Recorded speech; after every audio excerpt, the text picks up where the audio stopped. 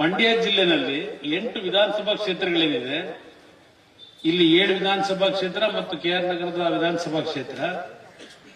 8 ಕ್ಷೇತ್ರಕ್ಕೆ ಏನ್ ಇಲ್ಲಿ ಬಂದಿದ್ದಾರಲ್ಲ ಮೊಬೈಲ್ ಡೆಂಟಲ್ ಕ್ಲಿನಿಕ್ ಅಂತ ಇಲ್ಲಿ ಬರ್ಕೊಂಡವ್ರು ನೋಡಿ, ನಮ್ಮ ಮಕ್ಕಳ ಸಂಘದ ಬೇಕಂದ್ರೆ ಮೊಬೈಲ್ ಮೆಡಿಕಲ್ ಮೊಬೈಲ್ ಕ್ಲಿನಿಕ್ ಅಂತ ಹೇಳಿ ಎಲೆಕ್ಟ್ರಿಕ್ ವಾಹನಗಳು ಈಗ ಏನ್ ಬರ್ತಾ ಇದ್ದಾವೆ ಬಸ್ಗಳು, ಒಂದೊಂದು ತಾಲೂಕಿಗೆ ಒಂದೊಂದು ಈ ರೀತಿಯ ಬಸ್ಗಳಲ್ಲೇ ಒಂದು ಎಕ್ಸ್ರೇ ಪ್ಲಾಂಟ್ ಇರಬಹುದು, ನಮ್ಮ ರಕ್ತ ಪರೀಕ್ಷೆ ಮಾಡತಕ್ಕಂತ ಒಂದು ತಪಾಸಣೆ ಮಾಡತಕ್ಕಂಥದ್ದು ಯೂನಿಟ್ ಅದೇ ಬಸ್ನೊಳಗೇನೆ, ಮತ್ತೆ ಡೆಂಟಲ್ ನ ಪರೀಕ್ಷೆ ಮಾಡತಕ್ಕಂಥದ್ದು, ಕಣ್ಣು ಪರೀಕ್ಷೆ ಮಾಡತಕ್ಕಂಥ ಸೆಟಪ್ ಮಾಡಿ ಕೇಂದ್ರ ಸರ್ಕಾರದ ಒಂದು ಸಹಭಾಗಿತ್ವದಲ್ಲೇ ಒಬ್ಬರು ಡಾಕ್ಟ್ರು ನರ್ಸನ್ನು ದಿನಕ್ಕೆ 20 ಗಂಟೆನೂ ಕೆಲಸ ಮಾಡತಕ್ಕಂಥದ್ದಕ್ಕೆ ಬಸ್ನಲ್ಲಿ ಒಂದೊಂದು ತಾಲೂಕಿಗೆ ಒಂದೊಂದು ಬಸ್ಸನ್ನ ಕೊಡ್ತಕ್ಕಂಥದ್ದಕ್ಕೆ ಒಂದು ಮೊನ್ನೆ ಚರ್ಚೆ ಮಾಡಿದ್ದೇನೆ 3 ದಿವಸದಿಂದ.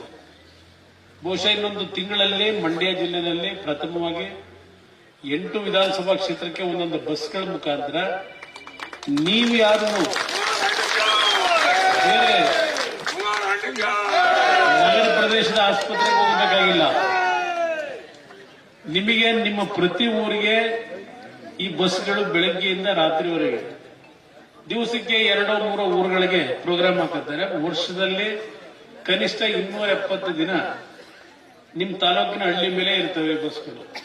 ಈ ಆಸ್ಪತ್ರೆಗೆ ನೀವು ಹೋಗದೆ ಇರತಕ್ಕಂಥದಕ್ಕೆ ತಪಾಸಣೆ ಮಾಡಿ ಯಾರನ್ನಾದ್ರೂ ಹುಡುಕಿ ಈಗ ಶುಗರ್ ಮಾತ್ರೆನೋ BP ಮಾತ್ರೆನೋ ತಗೊಳ್ಳೋದಕ್ಕೆ ಹಲವಾರು ಹಳ್ಳಿಲಿ ಇರ್ತಕ್ಕಂಥ ಬಡವರಿಗೆ ಕಷ್ಟ ಇದೆ.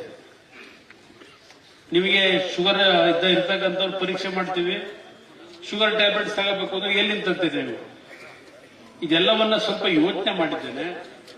ಅಟ್ಲೀಸ್ಟ್ ಇದನ್ನ ಪ್ರತಿ ಊರುಗಳಲ್ಲಿ ಈ ತಪಾಸಣೆ ಮಾಡಿದ ನಂತರ ನಮ್ಗೇನೊಂದು ಮಾಹಿತಿ ಇರ್ತದೆ.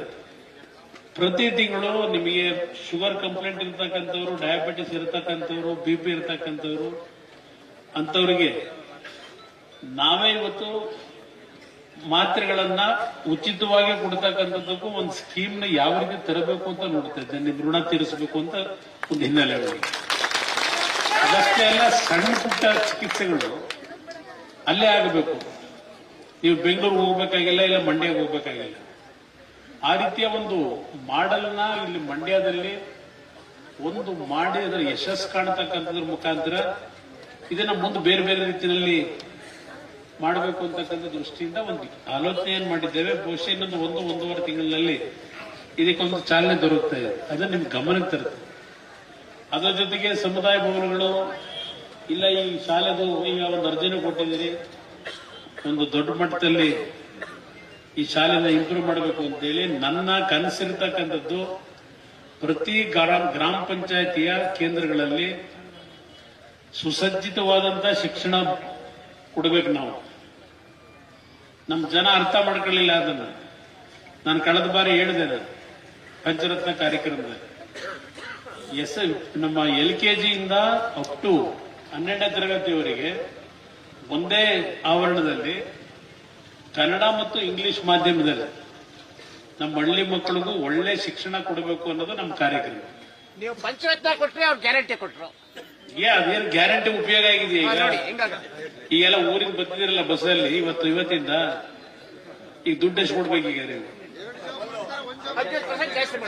ಬೆಂಗಳೂರಿಗೆ ಏನಾದ್ರೂ ಹೋಗ್ಬೇಕೀಗ ಅಲಗೂರಿಂದ ಅಂದ್ರೆ ಬಹುಶಃ 15 ರೂಪಾಯಿ 20 ರೂಪಾಯಿ ಹೆಚ್ಚಿಗೆ ಕೊಡ್ಬೇಕೀಗ.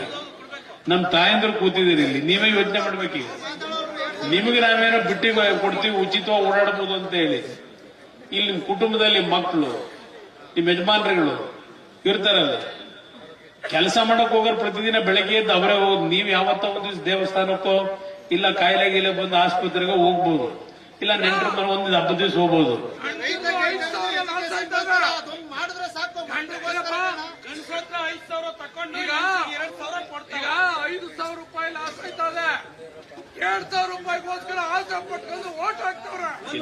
ಇಲ್ಲ ಕಾಲ ಸರಿಯಾಯ್ತು, ಕಾಲ ಸರಿಯಾಗಿ ಅವ್ರಿಗೆ ಕಾಯ್ಬೇಕಣ್ಣ, ಏನು ಮಾಡಕ್ಕಾಗಲ್ಲ. ಈಗ ನಿಮ್ಗೆ ಹೇಳಬೇಕು ಅನ್ನೋದಾದ್ರೆ ಕೇಳೋಣ, ಇಲ್ಲಿ ಈ ತರ ಬೆಲೆ ಏರಿಕೆ ಮಾಡಿದ್ರೆ ನಾನು 2 ಬಾರಿ ಮುಖ್ಯಮಂತ್ರಿ ಇದ್ದೆ. ಅದು ನಾನಾಗಿದ್ದು ಲಾಟ್ರಿ ಮುಖ್ಯಮಂತ್ರಿ. ನನ್ನ ಪಾಪ ಜನ ಆಯ್ಕೆ ಮಾಡಿರ್ಲಿಲ್ಲ. 2 ಬಾರಿ ಮುಖ್ಯಮಂತ್ರಿ. ಕೇಳೋಣ, ಸ್ವಲ್ಪ ಸಮಾಧಾನ ಕೇಳಲಿ. ಇರೋಣ ನಾನು ಹೇಳೋದು ಕೇಳಿಸ್ಕೋಬೇಕೆಲ್ಲ ದಯವಿಟ್ಟು.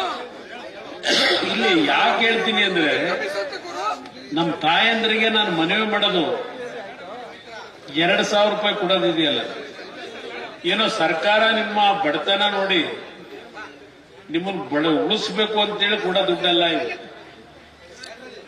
ಇಲ್ಲ, ಅವರೇನು ಬೆವರು ಸುರಿಸಿ ಸಂಪಾದನೆ ಮಾಡಿ ಸರ್ಕಾರದ ಖಜಾನೆ ತುಂಬಿಸಿ ಅವರು ಕಷ್ಟಪಟ್ಟು ನಿಮ್ಗೆ 2,000 ಕೊಡ್ತಾವ್ರ? ಇಲ್ಲ, ಬಸ್ ಉಚಿತವಾದ ಬಸ್ಸಲ್ಲಿ ತಿರುಗಾಡಕ್ಕೆ ನಿಮ್ಗೆ ಅವಕಾಶ ಕೊಟ್ಟವರ? ಈ ವ್ಯವಸ್ಥೆಗಳು ಕೊಟ್ಟಿರೋದು ನಿಮಗೆ ನೋಡಿ. ಈ ಸರ್ಕಾರ ಬಂದ್ಮೇಲೆ ಅವ್ರು ಹೇಳಿದ್ರು 5 ಗ್ಯಾರಂಟಿ.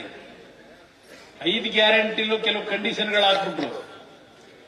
ವಿದ್ಯುತ್ ಶಕ್ತಿದು 200 ಯೂನಿಟ್ ಅಂತ ಹೇಳಿದ್ರು ಪ್ರತಿ ಮನೆಗೆ. 200 ಯೂನಿಟ್ ಕೊಟ್ರ?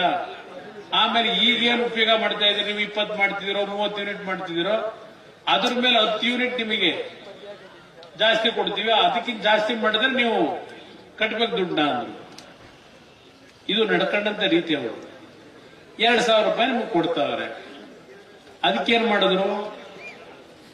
ಏನಾದ್ರು ಪಂಪ್ ಸೆಟ್ ಕೆಟ್ಟೋಗಿ TC ಕೆಟ್ಟೋದ್ರೆ TC ಹೊಸದಾಗ ಒಂದು ಹಾಕ್ಸ್ಕೋಬೇಕು ಅಂದ್ರೆ 2.5 ಲಕ್ಷ ಕಟ್ಟಬೇಕು ನಮ್ಮ ರೈತರು.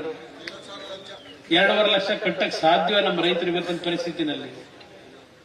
ಅದಾಯ್ತು. ಹೆಚ್ಚಿನ ವಿಡಿಯೋಗಳಿಗೆ ಪ್ರತಿಧ್ವನಿ ಯೂಟ್ಯೂಬ್ ಚಾನೆಲ್ ಸಬ್ಸ್ಕ್ರೈಬ್ ಮಾಡಿ, ಬೆಲ್ ಐಕಾನ್ ಕ್ಲಿಕ್ ಮಾಡಿ.